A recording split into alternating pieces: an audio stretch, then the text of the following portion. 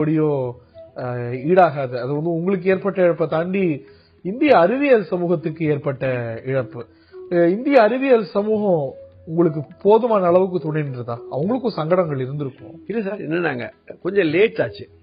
நீங்க கொஞ்சம் முந்தி சொன்ன மாதிரி இப்போ நீங்க இன்டர்வியூ பண்ண வர்றதே லேட்டுன்னு சொன்னீங்க இல்லையா, அந்த மாதிரி அப்போ வந்து ப்ரொஃபசர் சதீஷ் தாவன், அப்புறம் ப்ரொஃபசர் யூஆர் ராவ், ரோடம் நரசிம்மா, ப்ரொஃபசர் யாஷ்பால், எல்லாமே டிக்னிட்டரிஸ்ன்னு வச்சா ஒரு பெரிய ஒரு stalwarts, Chandrasekhar and then mister T N Seshan, இவங்க அவ்வளோ பேருமே சேர்ந்து ஒரு ஓப்பன் லெட்டர் எழுதினாங்க.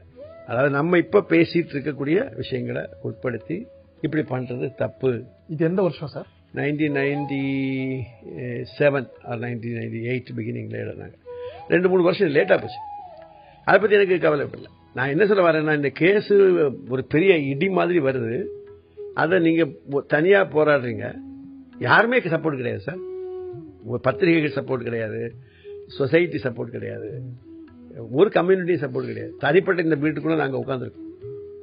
அப்போ வந்து ஃபைட் பண்ணி இன்னைக்கு என்ன சப்போர்ட் பண்ணாதவங்க கிடையாது. அப்போ ஆனால் அதுக்காக நம்ம கொடுத்த ஒரு 24 வருஷம் வந்து